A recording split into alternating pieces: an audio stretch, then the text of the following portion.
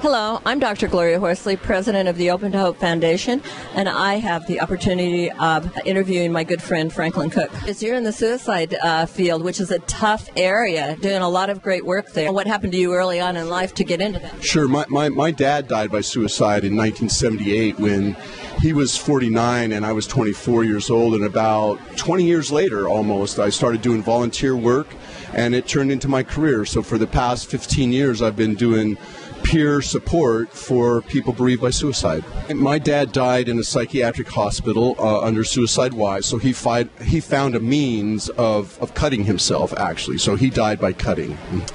Well, I think to ask for help from others who have had a similar experience, or from whoever you really trust or feel comfortable with. I think that going it alone, there's a place for that, but that truly, if you can find someone that you can relate to and talk to about this, that can be extraordinarily helpful. For me, it was a long time before that really happened for me, but when I went to a suicide bereavement support group, which certainly isn't for everybody, but for me, that was like going home to a peer support group where I was surrounded by people who had a similar loss. Everybody's loss is different, but we'd all lost somebody by suicide, and that just really helped me a ton.